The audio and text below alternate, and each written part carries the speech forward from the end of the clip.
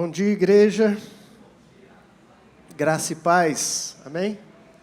Eu acho que eu devo ter cumprimentado quase todo mundo, porque eu fico ali na porta, esperando os irmãos chegar. Eu estava ali depois pensando, quando o Senhor me levar dessa para uma melhor, amém? Um dia chega, não chega? Eu tenho certeza que pelo menos vocês vão sentir saudade daquele rapazinho que ficava ali na porta, dando um bom dia para vocês.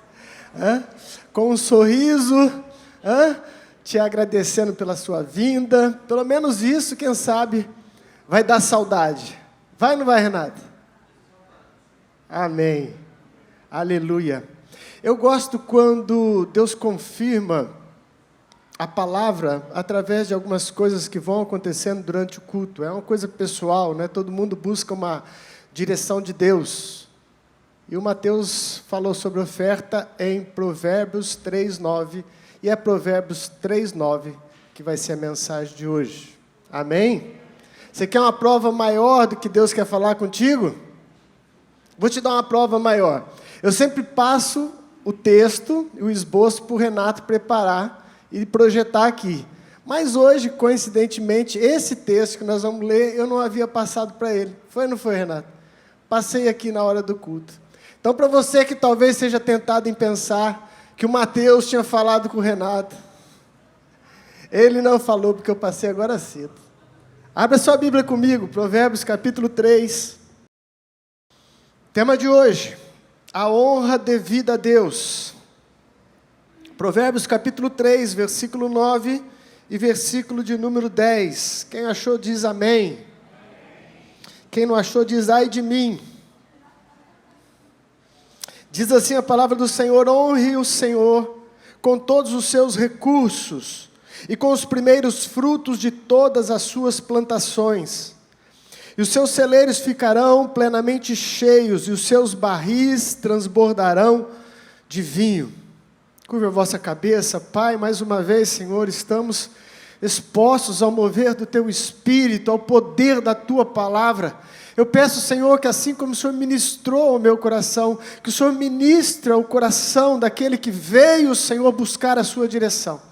Daquele que veio, Senhor, sem nenhum tipo de defesa, sem nenhum tipo de argumento, mas veio buscar a direção do alto, Pai. Que essa palavra entra, Senhor, como um dínamo dentro de cada um de nós, provocando, Senhor, mudanças estruturais em nome de Jesus.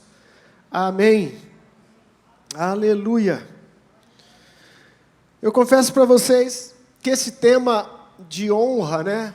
Hoje aqui eu vou abordar a honra numa instância maior, que é a honra a Deus. Ele é muito abrangente. Eu comecei a estudar ele, fiquei fascinado, e Deus falou muito comigo. Então, provavelmente, eu vou voltar a este tema e abordar algumas outras coisas com relação à questão de honra. Mas hoje eu vou me deter mais na questão de honra a Deus. E também não vou me ater às recompensas, que é um outro fator muito importante, que o próprio texto diz, né? Primeiro ele traz um mandamento, primeiro ele traz um desafio, a fim de que eu e você possamos honrar a Deus através dos nossos recursos. Bispo, há outra maneira de honrar a Deus a não ser mexendo no meu bolso? Tem sim. Existem outras maneiras de honra a Deus. Mas, entre todas as formas que temos de honrar a Deus, nenhuma substitui um mandamento que envolve a sua vida financeira, que envolve os nossos recursos, como bem disse o Mateus, que envolve o nosso ganho com nossa força, com o nosso trabalho. Mas também existem outras formas. E depois, então, do texto, deixar bem claro que é um mandamento, que é uma ordem, e eu vou depois esclarecer o porquê disso. Ele traz a segunda parte, no versículo 10, sobre uma recompensa. Todos nós gostamos de recompensa, sim ou não? Deixa de ser mentiroso, sim ou não? Ninguém estuda se não for ter uma formação depois, não é? Você não vai ter um diploma, você não ia estar empenhado. Se não tiver o salário no final do mês, você não ia fazer esse corre todo. A recompensa é um resultado de um trabalho. A recompensa é um resultado, uma paga de algo que você deu, que você doou. Eu costumo dizer que nós doamos o nosso tempo para o nosso patrão e ele nos recompensa por este tempo de doação, nos pagando um salário por ele. Alguns ganham poucos porque têm dado pouco tempo. Alguns ganham pouco porque tem patrões que não valorizam aqueles que verdadeiramente dão a vida pelas empresas. As verdades têm que ser dos dois lados, não é? Tem patrão bom, tem patrão ruim. Tem servo bom, tem servo ruim. E nós precisamos ser tratados em todas as áreas. Mas hoje eu não vou falar da recompensa, eu vou me deter nessa questão principal da honra a Deus. Amém? Vocês estão comigo aí? Aleluia! Nossa, mas Deus falou comigo hoje cedo, gente, que coisa gostosa. Eu estava ouvindo uma outra mensagem. Eu, quando vou ministrar uma mensagem, eu estudo sobre o tema, eu ouço sobre o tema. E hoje, do nada, eu coloquei um pastor que eu nunca vi na vida, que estava lá na internet ministrando sobre honra. Mas ele falou algo tão profundo, que eu vou deixar para a próxima reunião, que eu vou falar sobre honra. Amém? Só para você não faltar. Vai ser a semana que vem, em nome de Jesus, se o Senhor assim o permitir. Mas, primeiramente, eu preciso esclarecer algumas coisas com relação a essa questão de dinheiro. E dizer para você que o dinheiro é um assunto de ordem espiritual, né? Algumas pessoas têm muitas dificuldades em lidar com o dinheiro e com a fé, né? Por quê? Porque, infelizmente, existem aqueles que usurpam de princípios verdadeiros para fraudar as pessoas com relação a este quesito de dar e receber, né? De semear e colher, ou de honrar a Deus e ter a sua recompensa. Então, devido aos maus testemunhos que nós conhecemos, às vezes isso cria uma ferida no coração das pessoas. Uma ferida que às vezes ainda não foi sarada, não foi curada. Tem pessoas que, quando você fala da igreja, ela logo associa a questão financeira, não é? Ah, você é evangélico, então você é daqueles que dá o dinheiro para o pastor. Ah, você é daquele, então, que luta e trabalha o mês todo e sustenta aquela a burguesia pastoral. Então, essa questão financeira é muito séria. E o inimigo é que deita de braçada nisso tudo, porque ele impede, ele bloqueia algo tão bíblico, tão importante, que é essa questão de honrarmos a Deus com os nossos bens. Você tem ideia da importância da questão do dinheiro na Bíblia? Você procurar versículos bíblicos, ensinos que falam sobre fé e sobre amor, você vai encontrar uma média de 500 versículos que tratam deste assunto. Mas se você procurar na Bíblia o tema dinheiro, bens, posse, você vai encontrar 2.300 versículos falando deste assunto. É um número bem grande, não é? Por que será? Será que os autores da Bíblia tinham interesse no seu dinheiro? Você pode ser tentado a pensar nisso, não é? Então eu estou me antecipando quando você se sentir tentado a pensar nisso. Eu creio que este assunto é tão abordado porque verdadeiramente dinheiro, posse, é o centro da vida de muitas pessoas. Muitas pessoas vivem em torno da questão dinheiro. O dinheiro ocupa, num dia de 24 horas na vida da pessoa, quase que 18 horas de preocupação, de ansiedade, de busca, tudo em torno do dinheiro. Portanto, o dinheiro pode ser bênção, mas também pode ser maldição. Pode ser a razão de você afundar e naufragar na fé, diz o apóstolo Paulo. Vou te dar alguns textos para te mostrar a importância dessa questão tratada na Bíblia de dinheiro. O primeiro homicídio que aconteceu, narrado na Bíblia, que aconteceu narrado na história humana, ele nasce de um problema relacionado à oferta, a dinheiro. Está registrado no livro de Gênesis, no capítulo 4, do versículo 1 em diante. É a história do homicídio de um irmão contra outro irmão, Caim, que matou Abel. Todos sabem dessa história? Ouviram falar, pelo menos? E tudo se deu porque Deus, diz o texto, depois você vai lá, senão vai ficar uma mensagem muito longa, que ele recebeu a oferta de Abel e recebeu também o ofertante, ele recebe Abel e a sua oferta, e ele se nega a aceitar Caim e a sua oferta. E aí isso gerou uma raiva, uma ira no coração de Caim, que chama o seu irmão para o campo e lá ele mata o próprio irmão. E se você buscar, só dando uma pincelada aqui, a razão na qual Deus rejeita um e aceita o outro, eu já ouvi muitas histórias, mas no meu parecer, no meu ponto de vista, o que eu vou dizer para vocês é, para mim, o segredo desse texto. Porque alguns diziam o seguinte: Abel ofertou um animal, e Caim ofertou um produto do campo, porque ele era um agricultor, e o outro era um pastor de ovelhas. Então, cada um ofertou referente ao seu bem, aquilo que ele ganhava, participava. E alguns dizem assim: olha, Deus não aceitou a oferta de Caim, porque a oferta teria que ter sangue, teria que ter um animal, isso é uma figura de Cristo. Sim, todo o Antigo Testamento trata com essa situação e essa figura de Cristo, mas se você ir lá no livro de Deuteronômio, você vai encontrar mandamentos que falam de ofertas de cereais, de produto da terra.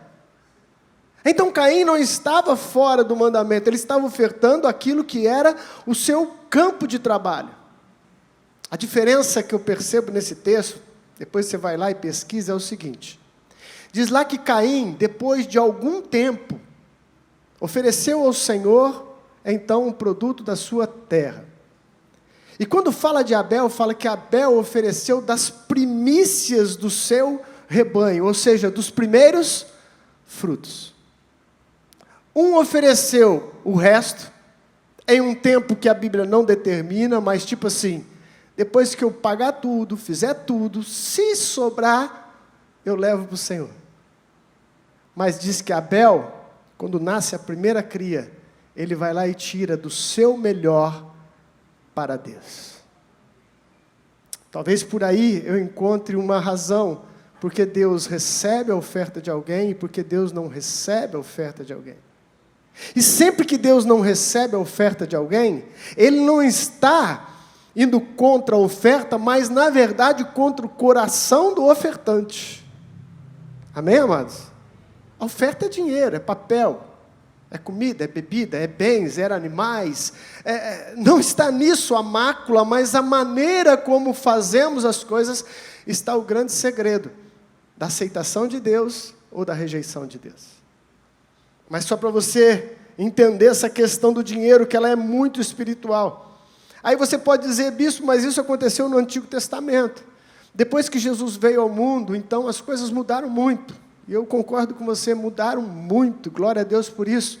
Porque Jesus nos mostrou verdadeiramente a imagem do Deus perfeito. Amém? Quer conhecer a Deus? Olha para Jesus. Jesus trouxe a imagem perfeita. Mas, no Novo Testamento, nós encontramos também problemas sérios relacionados ao dinheiro. Na Nova Aliança. Livro de Atos, capítulo 5. Fala de um casal que estava na igreja primitiva. Ananias e Safira. E que eles propuseram no coração vender um terreno que eles tinham e entregar todo o valor da venda como oferta diante de Deus. Abri uns parênteses aqui. Não foi ordenado que eles fizessem isso. Eles quiseram fazer isso. Propuseram a fazer isso. E falaram com a liderança da igreja que fariam dessa forma. Resumindo a história para você. Então eles venderam, e então Ananias veio trazer a sua oferta e depositou aos pés dos apóstolos. Pedro então pergunta para Ananias: é este o valor da venda?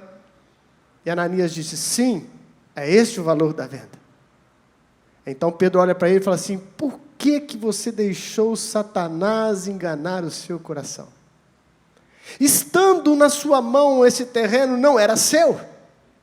Vendendo-o também não era seu o dinheiro, mas você quis enganar o Espírito Santo. No mesmo instante, o homem caiu morto dentro da igreja. Já imaginou a cena, amados? Que coisa terrível. O homem caiu mortinho da Silva. Não sei se foi ataque cardíaco ou o que foi. Só sei que houve um juízo, e não tem como negar isso, um juízo sobre a vida daquele homem. Passado 3 horas, entra a mulher daquele homem, a Safira. Aí Pedro pergunta para ela a mesma coisa. Foi por este valor aqui que foi vendido o terreno? E ela também diz, sim, por este valor. Aí Pedro fala assim para ela, lá na porta estão os pés dos homens que enterraram o seu marido e que vão também enterrar você. E a mulher cai morta no chão. Você acha que dinheiro não tem importância? Você acha que dá para separar a vida com Deus e a questão financeira, como se não se mistura uma coisa com outra? Uma coisa é orar para Deus, outra coisa é mexer no meu bolso. Está tudo interligado, porque isso é espiritual, amados. Isso é espiritual. Não é à toa que a Bíblia trata deste tema mais de 2.300 vezes, nos exortando e nos mostrando que pode ser uma bênção o dinheiro, mas que pode ser uma destruição o dinheiro na vida das pessoas. E não precisaria nem da Bíblia para defender isso. É só você olhar a história, é só você olhar o mundo. Pessoas pobres que ganham na Mega Sena, que ganham na loteria. Que coisa incrível que é isso, gente. Estava pensando em ganhar, desisti, não quero mais. Vira uma maldição, vira um terror. Ficaram sabendo aqui na região, o último que mataram?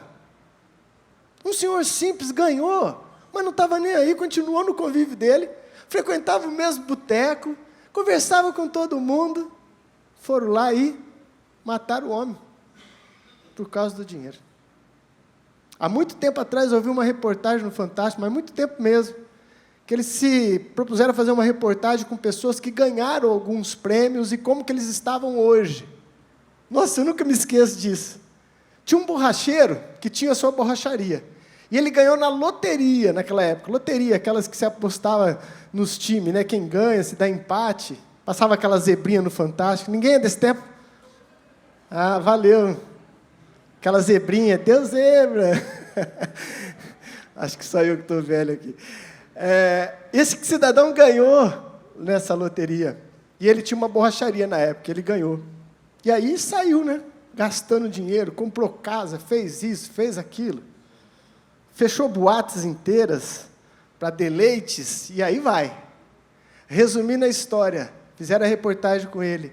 E naquela época que fizeram a reportagem, ele voltou para a borracharia, mas agora ele não era dono da borracharia, ele era empregado, funcionário de uma borracharia.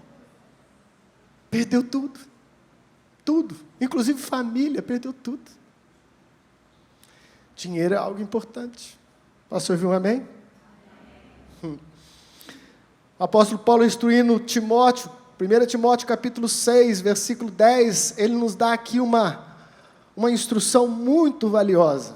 Quando ele diz, o amor ao dinheiro é a raiz de todos os males. Quem já ouviu esse texto? Mas muitos distorcem ele por não conhecer exatamente como está escrito. E dizem, que o dinheiro é a raiz de todos os males. Não, o dinheiro não é a raiz de todos os males. O texto diz que o amor ao dinheiro é a raiz de todos os males. Bispo, qual a diferença? A diferença é muito simples. Se o dinheiro for a raiz de todos os males, nós estaríamos tranquilos, só os ricos é que teriam esse problema, não é? Porque é eles que têm o tal do dinheiro. Então o pobre que não tem o dinheiro, estou de boa. Mas a verdade é que o texto diz que o amor ao dinheiro é que é a raiz de todos os males. E qual a diferença? O pobre, o miserável, o mendigo na rua pode ter amor ao dinheiro. Não tem nada a ver com a sua classe social. Está no coração. É aqui dentro o problema. Tem pobre de maré a maré que ama dinheiro e mata e rouba e faria qualquer coisa para ser rico. Sim ou não? Tem. Então, este amor ao dinheiro se torna a raiz, não é de um problema, é de todos os males. Uau! Nossa, bispo, eu nunca tinha percebido que dinheiro é tão importante. Sim, é muito importante. Tanto tê-lo como não tê-lo. As duas coisas causam muita diferença. O apóstolo Paulo fala aos Colossenses, capítulo 3, versículo 6, que a avareza é idolatria. Avareza, o que é uma pessoa avarenta? É uma pessoa que faz do dinheiro o seu Deus. O avarento é uma das mais infelizes pessoas que vivem no mundo. Porque uma coisa é você não ter e passar necessidade ou viver apertada. Outra coisa é você ter, esse é o avarento. Ele tem, mas não faz uso do próprio recurso, porque ele é avarento e não quer gastar. Então ele tem, mas não usufrui. Este é o avarento, e faz do dinheiro o seu Deus. Infelizmente. Infelizmente. Mas deixa eu dar também um exemplo positivo do dinheiro. A Bíblia fala de um homem lá no livro de Atos, no capítulo 10, chamado Cornélio. Quem já ouviu falar de Cornélio? Este Cornélio não era cristão, não era evangélico, não era católico. Este homem era um centurião, né? Cornélio. E diz a Bíblia que este homem era piedoso, era homem de oração e homem que ajudava as pessoas, que dava esmolas. Certa vez um anjo apareceu para ele na casa dele, e ele ficou todo assustado, trêmulo, e o anjo disse para ele: Cornélio, as suas orações e as suas esmolas chegou na presença de Deus como um memorial. Oh, aleluia! Este homem tinha dinheiro, mas o dinheiro não tinha ele. E ele soube trabalhar com aquilo que Deus colocou em suas mãos, ao ponto das suas esmolas ter chegado diante da presença de Deus. Aleluia. Eu sei que alguns aí estão pensando: vixe, lascou. Nem minha oração tem chegado, porque eu quase não oro, e nem esmola, que eu quase não dou. Cornélio tinha oração e esmolas, ajuda. E isso trouxe intervenção de Deus sobre a sua vida. Oh, isso é bom demais, amém, igreja? Você acha que isso é bom? Eu tiro uma outra lição do livro de Cornélio e da vida de Cornélio, que eu já comentei em alguma mensagem minha, mas que pode servir como alerta para alguns aqui. Cornélio era um homem que temia Deus, amém? A Bíblia diz isso, ele temia Deus. Cornélio era um homem que ajudava o próximo, tanto é que isso chegou diante de Deus. Preste atenção aqui. Mas Cornélio, apesar disso tudo, precisava de Jesus Cristo para ser salvo. Olha como isso é profundo, gente. Ah, não, eu sou bom, eu conheço ele é bom. Esse homem já está lá no céu. Para estar lá no céu, você tem que passar pela cruz. Não tem outra forma de você entrar no céu, a não ser através dessa cruz que está aqui atrás, ou melhor, a obra realizada nessa cruz. E o que acontece? Ele era um homem tão bom, que Deus mandou um anjo, falou assim para ele: vai, manda buscar Pedro, e Pedro vai te ensinar algo importante, para que a salvação chegue na sua casa. Ele mandou os servos dele, buscou Pedro, todo mundo conhece a história. Pedro viaja para aquela cidade, e quando Pedro chega lá, Pedro anuncia a salvação, que é somente no nome de Jesus. Aleluia! E diz a palavra que Cornélio e toda a sua casa foram salvos e cheios do Espírito Santo. Oh, aleluia! Dinheiro é um assunto de ordem espiritual. Agora eu quero que vocês vão num texto que nós vamos abordar, que está lá no livro de Malaquias. Malaquias é o último livro antes de entrarmos no Novo Testamento. E esse vai ser projetado aqui na tela, Malaquias capítulo 1. Os versículos é de 6 ao 10. E agora nós vamos entrar no segundo ponto.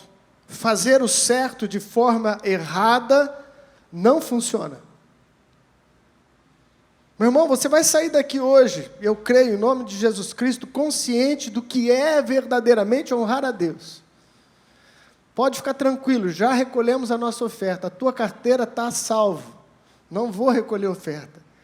Se você sair daqui entendendo o que é honrar a Deus, eu vou ficar muito feliz. Malaquias capítulo 1, versículo de 6 em diante, diz assim: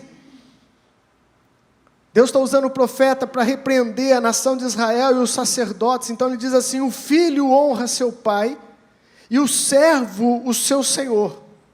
Se eu sou pai, onde está a honra que me é devida? Se eu sou senhor, onde está o temor que me devem? Pergunta o Senhor dos exércitos a vocês, sacerdotes. São vocês que desprezam o meu nome. Mas vocês perguntam: de que maneira temos desprezado o seu nome? Trazendo comida impura ao meu altar. E mesmo assim ainda perguntam: de que maneira te desonramos? Ao dizerem que a mesa do Senhor é desprezível. Na hora de trazer animais cegos para sacrificar, vocês não veem mal algum. Na hora de trazerem animais aleijados e doentes como oferta, também não veem mal algum. Tente oferecê-los de presente ao governador, será que ele se agrada de vocês? Será que os atenderá? Pergunta o Senhor dos exércitos. E agora, sacerdotes, tentem apaziguar Deus para que tenha compaixão de nós. Será que com este tipo de oferta ele os atenderá?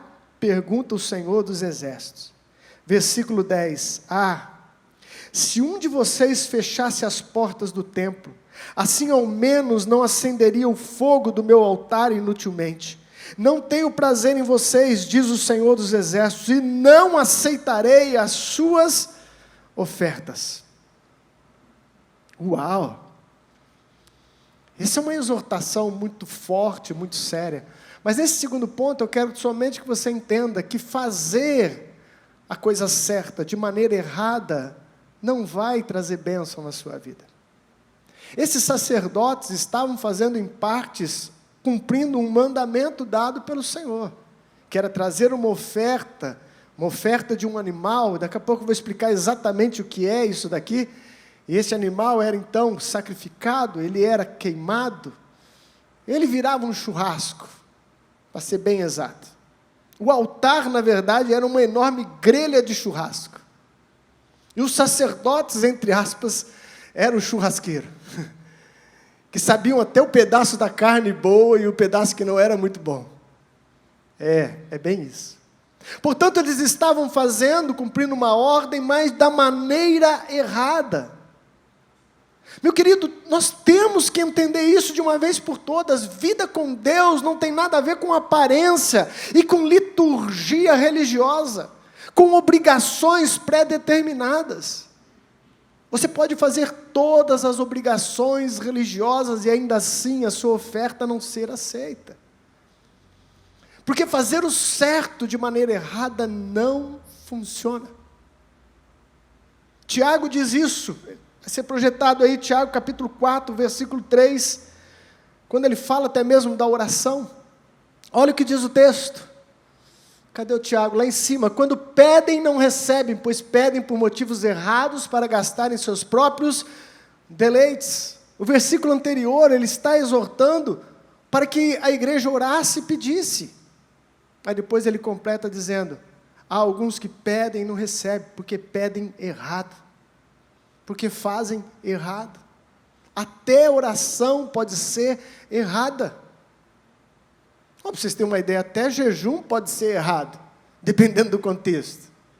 O livro de Atos relata que os homens jejuaram pela morte de Paulo. Olha que jejum macabro.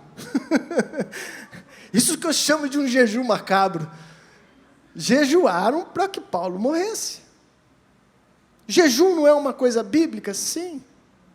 Mas de forma errada, não funciona. O apóstolo Paulo também fala lá no livro de Coríntios, 1 Coríntios capítulo 11, versículo 27 e 29, esse texto está falando da Santa Ceia, dando as instruções acerca da Santa Ceia, e depois então ele corrige a igreja de uma coisa perigosa. Olha lá o que diz o texto: portanto, todo aquele que comer o pão ou beber o cálice do Senhor indignamente será culpado de pecar contra o corpo e o sangue do Senhor. Examine-se o homem a si mesmo, e então coma do pão e beba do cálice. Pois quem come e bebe sem discernir o corpo do Senhor, come e bebe para a sua própria condenação. A ceia não é uma coisa boa? Sim. A ceia não é um mandamento do Senhor? Sim. Eu costumo dizer em toda a Santa Ceia que eu ministro: enquanto houver igreja do Senhor na terra, haverá a ceia do Senhor. Amém? Haverá a ceia do Senhor. Nem se for escondido nas cavernas, nem se for nas casas, mas nós vamos continuar obedecendo um mandamento claro do Senhor: fazer isso em memória de mim. Mas quando você faz ou cumpre o mandamento de forma errada, você pode trazer problema ao invés de bênção. E era o caso ali da instrução. As pessoas estavam numa vida, numa prática de pecado, completamente entregues ao pecado, não entenderam que era aquele momento tão importante que você participa do corpo e do sangue. Não são apenas elementos físicos, não é apenas um pão que foi orado, não é apenas um suco de uva que foi orado. Esses elementos têm uma característica espiritual também. A Igreja Católica chega até a dizer, né, que é literalmente o corpo e o sangue de Cristo. É a famosa transubstanciação, se eu não estiver errado. É isso, Mateus? Você sempre procura a ajuda dos universitários. Mas eu não sei se chega tanto, mas o Bispo Hinaldo, que também é um mestre, costuma dizer: o texto só diz o que o texto diz. E Jesus disse: isso é o meu corpo. Então é melhor não entrar nessa controvérsia. Mas que é um momento sagrado, que é uma ordenança de Deus, isso é fato. Mas você tem que estar ciente deste momento tão importante. Mas também não se assuste, meu querido. Não é porque você deu um grito em casa que você não vai participar da Santa Ceia. Você pede perdão a Deus, reconcilia com teu irmão e participa da Santa Ceia. Amém? Mas se você estiver em adultério, foge da Santa Ceia. Que conselho, né? Se você estiver na prática do pecado, você ainda não está entendendo o que é participar deste corpo, desse sangue, é melhor que não participe. Até que você esteja entendendo e preparado para este momento. Fazer a coisa certa de maneira errada não funciona. Diga aí para o seu irmão, só para ele acordar, vai. Fazer a coisa certa, mas de maneira errada, não funciona. Esse é o segundo ponto importante para a gente entender sobre essa questão financeira e como honrarmos a Deus de maneira correta. Terceiro e último ponto. E nesse eu espero que você abrace com toda a sua alma. O que Deus busca é a honra. Amém? O que Deus busca é a honra. Deixa eu explicar agora um pouco desse contexto de Malaquias. Bispo, o que estava acontecendo ali? Que história é essa de animal cego, de animal manco? Essa oferta era uma oferta instituída na lei mosaica. Era uma oferta que Israel fazia e participava. Era a sua maneira de cultuar a Deus. O culto a Deus lá envolvia este momento que era a oferta de um animal, que era um sacrifício. E tinha também outros tipos de ofertas, de cereais, etc, etc. Mas o que dizia a lei? Que tipo de oferta é essa? A oferta teria que dar honra a Deus. Aqui está um ponto importante, gente. Tenta acompanhar comigo. A oferta tinha que expressar honra.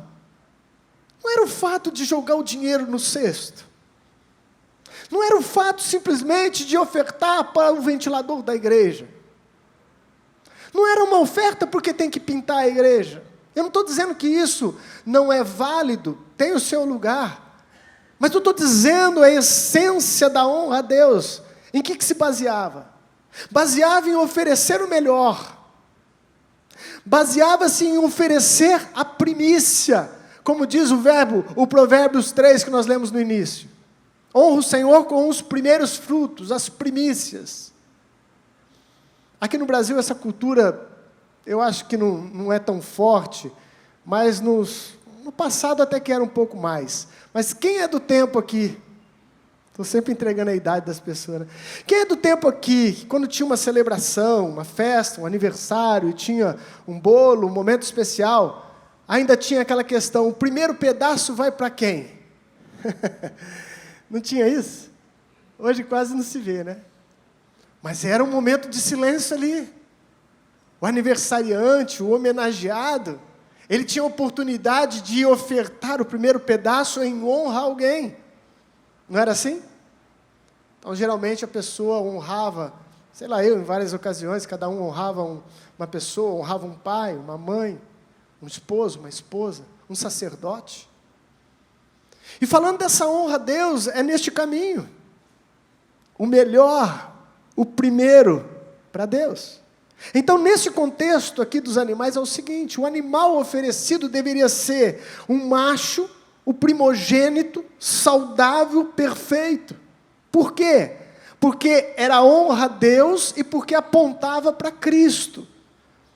Isso é uma pré-figuração do Antigo Testamento a respeito de quem viria, que era Jesus Cristo. O Cordeiro de Deus que tira o pecado do mundo. Amém, igreja? Disse João Batista, eis o Cordeiro de Deus que tira o pecado do mundo. Então, esse animal tinha que ser perfeito porque estava prefigurando Cristo. O que acontecia e aconteceu nesse texto, entenda comigo. Eles pensavam assim, vai virar churrasco. Vai virar churrasco. Não tem tanta importância. Você daria importância em saber, depois de saborear uma picanha suculenta, pensa nela agora, perto do almoço, aquela gordurinha, e eu fiquei sabendo, e isso foi um conforto para o meu coração, e também para acalmar a minha esposa, que a gordurinha da picanha não faz mal. Não faz mal, pode pesquisar, é uma gordura boa. Pensa você saboreando uma picanha dessa, e de repente o garçom chega para você e fala assim, mas você sabia que esse animal, ele mancava de uma perna? Aí você olha para o garçom e fala, e daí? Por quê? Porque para você que está saboreando, pouco importa. E era isso que estava acontecendo, meu querido. Ao invés de honrar a Deus com o melhor, eles começaram a entrar nessa vibe, começaram a entrar nessa linha de pensamento, vai virar churrasco. Que diferença faz se o animal é cego, se ele é manco? Vai virar churrasco. E Deus usa um profeta para falar, vocês estão profanando o meu altar. Vocês estão invertendo as coisas. Vocês não estão me dando honra. E só para você saber, meu querido, que a questão não é o dinheiro. E quem diz as frases aí que existe lá fora, Deus não precisa de dinheiro, de certa forma tem toda a razão. Deus não precisa literalmente de dinheiro algum. Na verdade, somos nós que precisamos. Aí então ele usa o profeta e no versículo 10 ele fala assim, não tem ninguém aí que pode fechar a porta da igreja? Antes fechar a porta da igreja e não se acender o fogo do altar, vai economizar o gás. Porque essa oferta eu não aceito. Essa oferta eu não aceito. Por quê? Porque nunca foi a questão oferta, a questão é honra. A oferta tem o papel simplesmente de expressar um desejo do coração de honrar a Deus. Você está me entendendo, meu irmão? É a mesma coisa você chegar para tua esposa num dia de aniversário ou festa de casamento e querer dar para ela um buquê de rosas murcho. As pétalas caindo. Aí você fala assim para ela, não, mas vai murchar mesmo. Já economizei um pouco. Parece engraçado. Mas nós fazemos isso com Deus.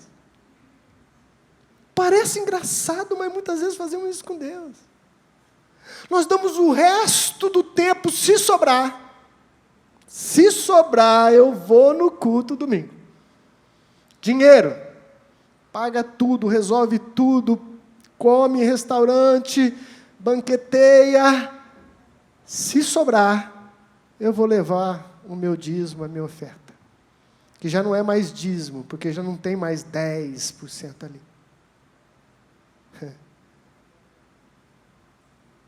Esse era o problema da nação. E Deus disse, eu não estou recebendo honra. Eu não estou recebendo honra. Oh, Senhor, que Tu possa ministrar aos nossos corações. Tem o último texto que eu quero ler com vocês, e isso está no Novo Testamento. Conta a história de uma mulher que honrou a Deus de uma maneira inusitada. Marcos capítulo 14. Você que tem Bíblia aí, vai lá comigo. Grifa esse texto. Põe uma fita aí. Marcos capítulo 14, versículo de 3 ao 9.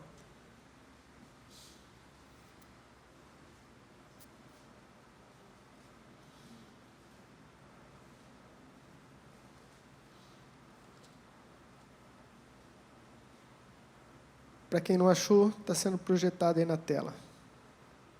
Estando Jesus em Betânia, reclinado à mesa, na casa de um homem conhecido como Simão, o leproso. Eu acredito que era um ex-leproso, né? Aproximou-se dele certa mulher com um frasco de alabastro, contendo um perfume muito caro, feito de nardo puro.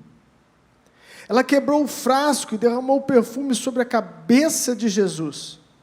Alguns dos presentes começaram a dizer uns aos outros, indignados, por que este desperdício de perfume? Ele poderia ser vendido por 300 denários, o dinheiro ser dado aos pobres. E a repreendiam, diz na minha Bíblia, severamente. Versículo 4. Oh, aleluia. Quando você faz para Deus, Deus te defende, amém? Deixam-na em paz, disse Jesus. Porque a estão perturbando? Ela praticou uma boa ação para comigo, pois os pobres vocês sempre terão com vocês e poderão ajudá-los sempre que o desejarem. Mas a mim vocês nem sempre terão. Ela fez o que pôde, derramou perfume em meu corpo antecipadamente, preparando-me para o sepultamento. Eu lhes asseguro que onde quer que o evangelho for anunciado em todo o mundo, também o que ela fez será contado em sua memória. Aleluia.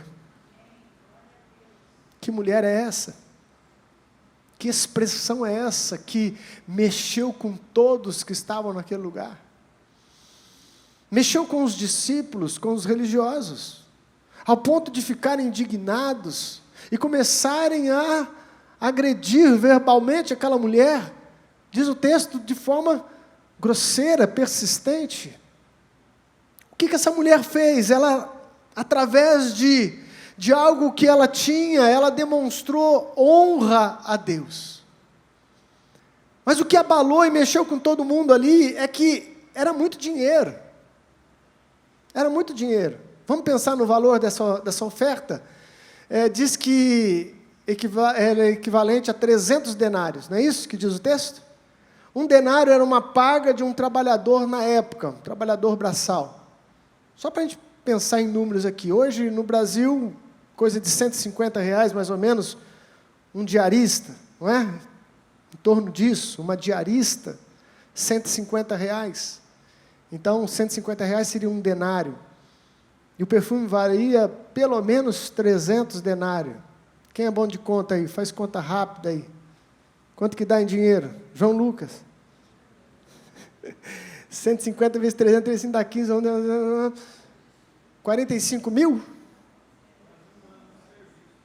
Fez aí, Djalma, na calculadora? A calculadora é rápido, né? 45 mil reais. Mas vamos falar em outros termos. 1 ano de serviço. 1 ano de serviço. Já pensou nisso? 1 ano de serviço. Você derramar tudo. 1 ano. Dirijo uma igreja que é bem assim, classe média baixa. Pessoal que trabalha em usina, poucos têm carro lá. E eu sempre incentivo eles, baseado nesse texto.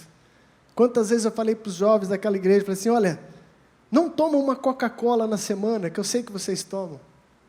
Pega o dinheiro dessa Coca-Cola que você não tomou, coloca guardado num cofrinho e vai juntando. E aí no final do mês, ou quem sabe no final de ano, você traz aquele montante como oferta que honra a Deus. Pensou que coisa linda?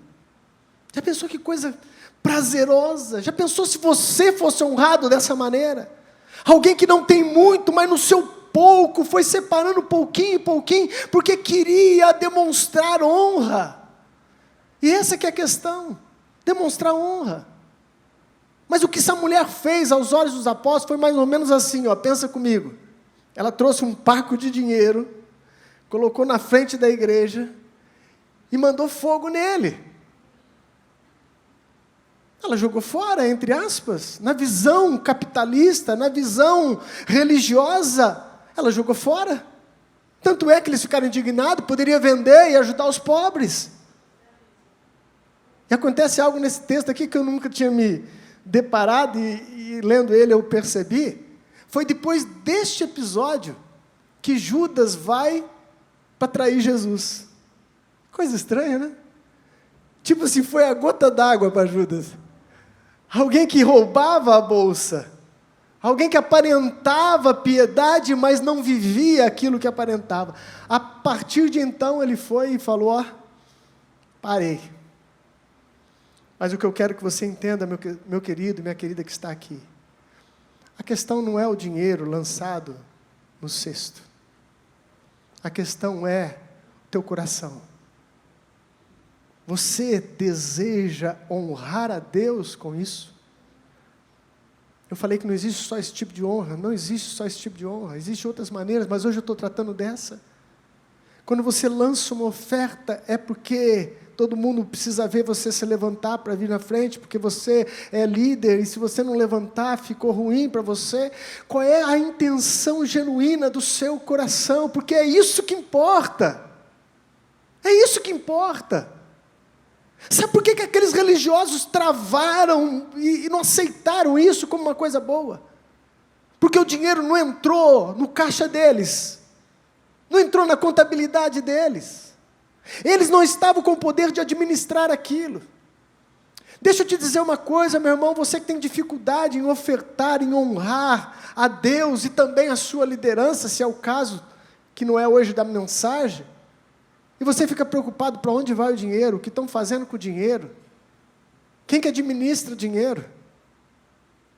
Tem igrejas multimilionárias no Brasil, que não dá nem para contar o que eles têm, eu não vou citar nome, que ninguém sabe, não é apresentado nenhum relatório financeiro, não dão satisfação de nada, e ainda assim, pessoas fazem montantes de oferta que chega a assustar. Não estou aprovando, só estou dizendo para você que você precisa se policiar com relação a isso, porque se você não sabe para onde vai, isso te trava. Você quer administrar o seu dízimo, você quer administrar o seu dinheiro, então você não está disposto a honrar a Deus. Honra a Deus com as suas primícias e ponto. Não tem nada a ver com o pastor, não tem nada a ver com a igreja, não tem nada a ver com o ventilador, não tem nada a ver com a pintura da igreja, tem a ver no seu relacionamento com Deus. Você honra a Deus e pronto. Aleluia. Escrevi algumas frases aqui. Não devemos vincular as nossas ofertas a uma necessidade específica. O maior valor da oferta não é a que aumenta o saldo da igreja, e sim a que demonstra honra. Que demonstra honra. A todo tempo, Deus está querendo honra. Honra. Posso ouvir um amém?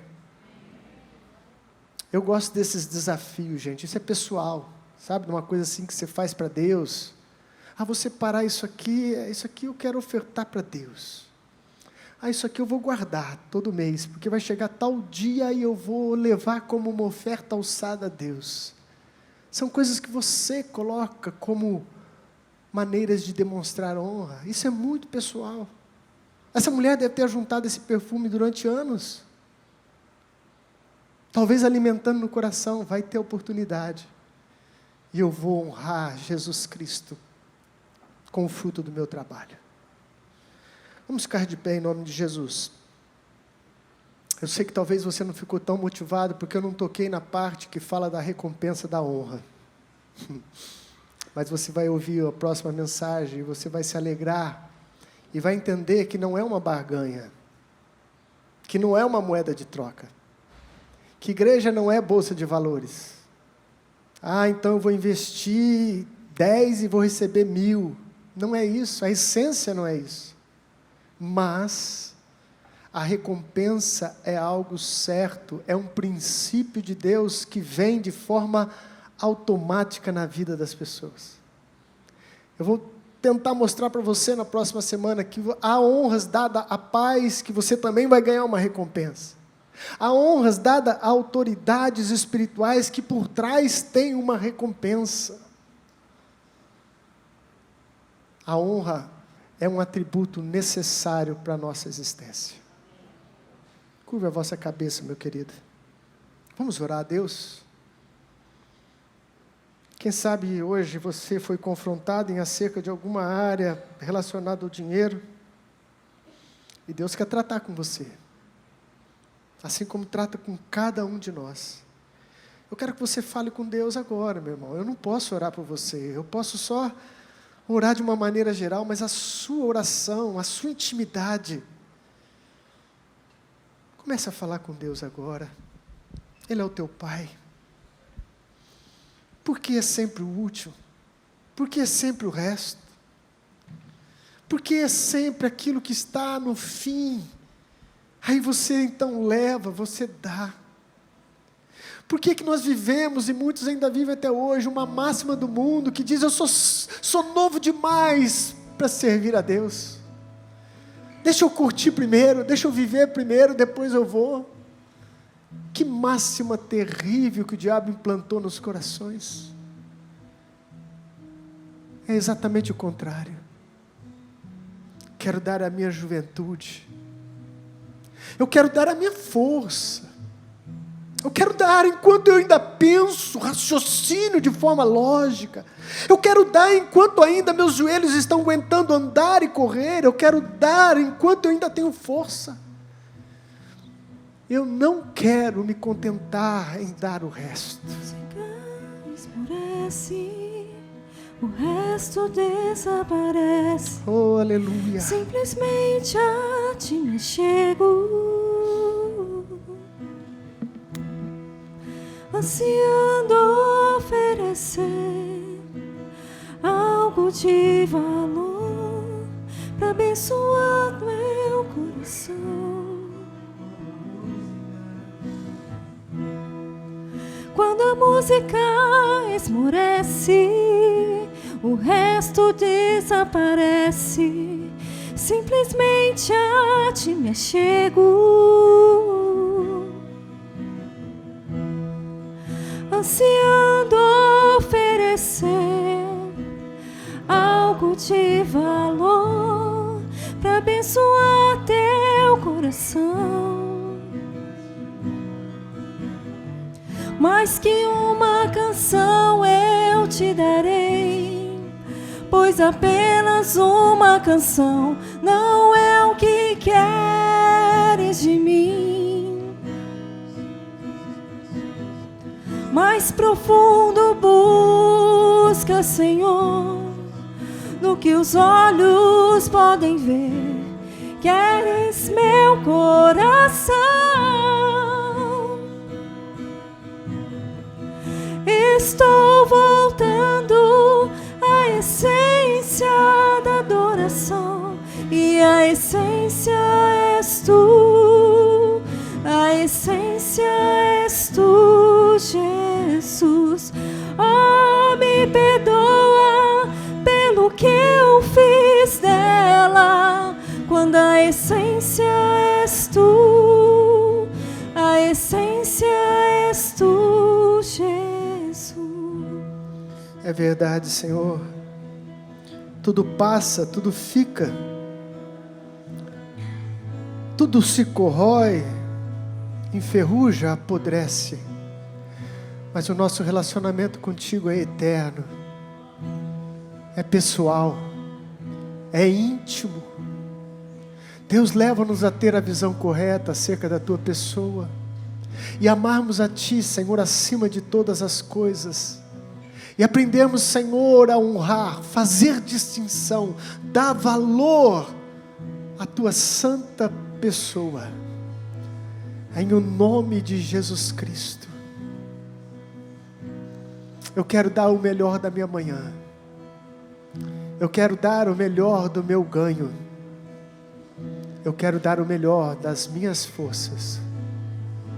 Em o nome de Jesus. Amém. Aleluia. Erga a tua mão para o céu. Que o grande amor de Deus Pai, a graça do nosso Senhor Jesus Cristo e a doce presença do Espírito Santo esteja conosco, esteja com todo o povo de Deus, hoje e para sempre. Amém. Deus abençoe a sua vida. Aleluia.